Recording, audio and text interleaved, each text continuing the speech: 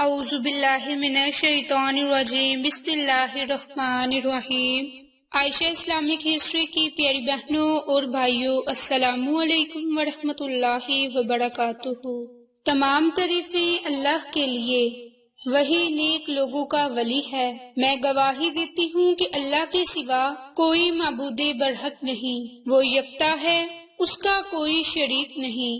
اور میں یہ بھی گواہی دیتی ہوں کہ حضرت محمد مصطفیٰ صلی اللہ علیہ وآلہ وسلم اللہ کے بندے اور آخری رسول ہیں۔ یا اللہ ان پر اور ان کی آل پر اور تمام صحابہ کرام پر اپنی رحمتیں، برکتیں اور سلامتی نازل فرما، آمین۔ میری بہنوں اور بھائیوں، جیسا کہ ماہ ربیع الاول کی آمد ہے، تو آج کی اس ویڈیو میں آپ کے ساتھ 12 ربیع الاول کے دن کا خاص عمل اور وظیفہ شیئر کرنے جا رہی ہوں۔ 12 ربیع الاول کی بہت زیادہ فضیلت، بہت ہی زیادہ برکات ہے۔ تو میری بہنوں، اسلامی سال کا یہ تیسرا مبارک مہینہ ربیع الاول کا مہینہ ہے، اور اس کی وجہ تسمیہ یہ ہے کہ جب ابتدا میں اس کا نام رکھا گیا تو اس وقت موسم ربیع یعنی کہ فصل بہار کا آغاز تھا۔ یہ مہینہ فیض و برکات کے اعتبار سے افضل ہے، کیونکہ یہ باعث تخلیق کائنات رحمت العالمین محمد مصطفیٰ صلی اللہ علیہ وآلہ وسلم نے اس دنیا میں تشریف لائے۔ 12 ربیع الاول بروز پیر کے دن مکہ مکرمہ کے محلے بنی ہاشم میں آپ صلی اللہ علیہ وآلہ وسلم کی ولادت باسعادت صبح صادق کے وقت ہوئی۔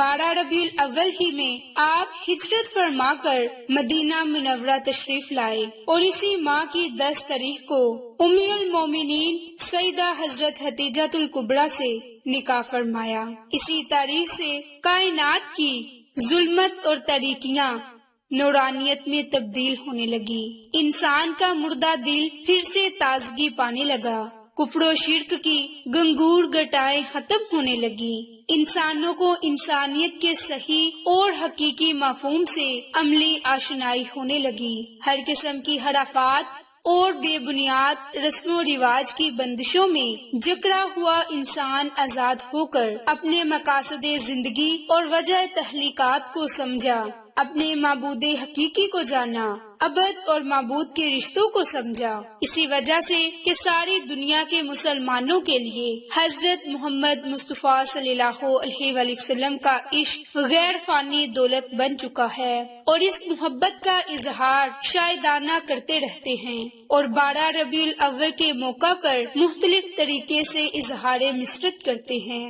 12 ربیع الاول کی تاریخ انسانی تاریخ کا عظیم ترین دن ہے۔ اس دن کو شان شایان طریقے سے خراج عقیدت پیش کرنے کے ساتھ ساتھ پوری انسانی برادری اور انسانیت کو دنیا اور آخرت کی بلائی کے حسین طور طریقوں کو نبی پاک صلی اللہ علیہ وآلہ وسلم کی سنتوں کے آئینے میں اخذ کرنے پر گزارنا چاہیے۔ ہر جشن مسرت، ہر جلسہ میلاد با مقصد اور مؤثر ہونا چاہیے، اور تمام مسلمانوں کو اس دن کی اہمیت کا احساس کرتے ہوئے گزشتہ کا احتساب اور آئندہ لائحہ کا عمل تیار کر کے فلاح اور انسانیت کے لیے ایک نئے جوش اور جذبہ کے ساتھ مشغول ہونا چاہیے۔ میری بہنوں اور بھائیوں، سرکار دو جہاں حضرت محمد مصطفیٰ صلی اللہ علیہ وآلہ وسلم کی سماجی، سیاسی، معاشرتی، آئلی زندگی کے تابناک گوشوں کو اجاگر کر کے اور بیان کر کے عوام الناس کو بامقصد عملی زندگی کا آغاز کا سبق دینا چاہیے۔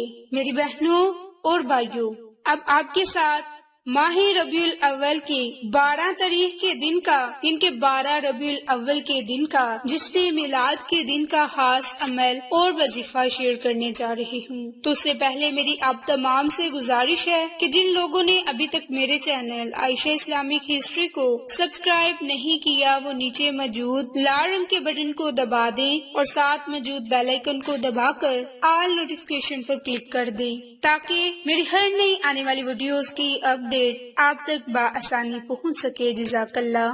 میری بہنوں اور بھائیوں، اللہ تعالیٰ کے بعد ہم سب پر سب سے بڑا احسان حضرت محمد مصطفیٰ صلی اللہ علیہ وآلہ وسلم کا ہے، اور یقیناً ہم اس محسن انسانیت مجسمہ رحمت سرکار دو جہاں حضرت محمد مصطفیٰ صلی اللہ علیہ وآلہ وسلم کے احسانات میں سے کسی بھی احسان کا ساری زندگی کسی بھی درجے میں بدلہ نہیں دے سکتے۔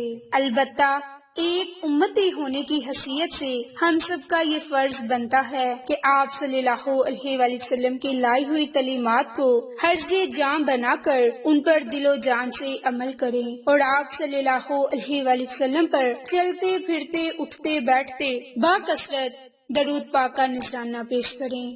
دن اور رات میں اتنا تو ہونا چاہیے کہ صبح اور شام محبت اور عقیدت، ادب و احترام کے ساتھ درود شریف پڑھنے کا اہتمام کیا جائے۔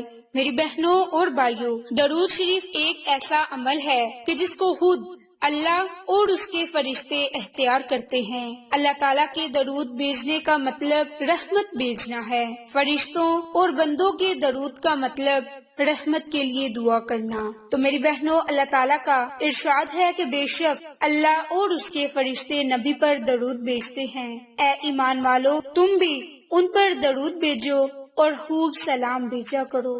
میری بہنوں اور بھائیوں، درود پڑھنے والے کے لیے فرشتوں کا رحمت کے لیے دعا کرنا ہے، اور جو کوئی ایک مرتبہ درود پاک پڑھتا ہے تو رب کریم اس پر 10 رحمتیں نازل فرماتا ہے۔ اسی طرح ایک حدیث میں ہے کہ جو کوئی ایک مرتبہ درود پاک پڑھتا ہے رب کریم اس پر 70 رحمتیں نازل فرماتا ہے۔ اسی طرح ایک روایت میں ہے کہ ایک مرتبہ درود شریف پڑھنے پر 10 رحمتوں کے ساتھ 10 نیکیوں کا بھی ذکر ملتا ہے۔ اس کے متعلق نبی پاک صلی اللہ علیہ وآلہ وسلم کا ارشاد ہے کہ جس نے مجھ پر ایک مرتبہ درود پڑھا تو اللہ تعالیٰ اس پر 10 رحمتیں نازل فرماتے ہیں اور اس کے لیے 10 نیکیاں لکھ دیتے ہیں۔ باحوالہ ترمذی۔ اسی طرح ایک اور روایت میں ہے کہ حضرت انس بن مالک سے روایت ہے کہ نبی پاک صلی اللہ علیہ وآلہ وسلم نے ارشاد فرمایا کہ جس نے مجھ پر ایک مرتبہ درود پڑھا اللہ تعالیٰ اس پر 10 رحمتیں نازل فرماتے ہیں، اس کی 10 خطائیں مٹا دی جاتی ہیں اور اس کے 10 درجات بلند کر دیے جاتے ہیں۔ باحوالہ سنن نسائی۔ تو میری بہنوں اور بھائیوں، ہم جتنی مرتبہ زیادہ درود پاک پڑھیں گے ہمیں درود پاک پڑھنے کا اور بھی زیادہ ثواب ہوگا۔ اسی طرح حضرت انس سے روایت ہے کہ نبی پاک صلی اللہ علیہ وآلہ وسلم کا ارشاد ہے کہ بے شک قیامت کے دن ہر موقع پر تم میں سب سے زیادہ میرے قریب وہ ہوگا جو دنیا میں مجھ پر کثرت سے درود شریف پڑھتا ہوگا۔ باحوالہ شعب الایمان۔ تو میری بہنوں اور بھائیوں، یہ تھی درود پاک پڑھنے کی فضیلت، برکات، اور اگر ہم 12 ربیع الاول کے دن اور رات بکثرت درود پاک پڑھتے ہیں تو سونے سے پہلے ہم جس بھی جائز مقصد کے لیے اللہ سے دعا مانگیں گے ہماری وہ دعا ضرور قبول ہوگی۔ اس کے علاوہ 12 ربیع الاول کے دن جب آپ درود شریف پڑھنا شروع کریں تو اپنے مقصد کو ذہن میں رکھتے ہوئے اللہ تعالیٰ سے خصوصی دعا مانگتے جائیں کہ مولا اس مبارک دن کے صدقے ہماری خطاؤں کو معاف فرما، ہمارے گناہوں کو معاف فرما، اور جو آج ہم نے درود پاک پڑھا اسے اپنی بارگاہ میں قبول فرما، اور ہمارے لیے یہ درود پاک شفاعت کا باعث بنے اور یہ ہمیں عذاب قبر سے محفوظ رکھے، اور یہ درود پاک ہمارے لیے پل صراط پر روشنی کا باعث بنے، ہماری دعاؤں کی قبولیت کا باعث بنے، ہمارے گناہوں کو معاف فرمانے کا باعث بنے، ہماری خطاؤں کو معاف فرمانے کا باعث بنے، کیونکہ جب ہم یہ درود پاک پڑھتے ہیں تو بذات خود نبی پاک صلی اللہ علیہ وآلہ وسلم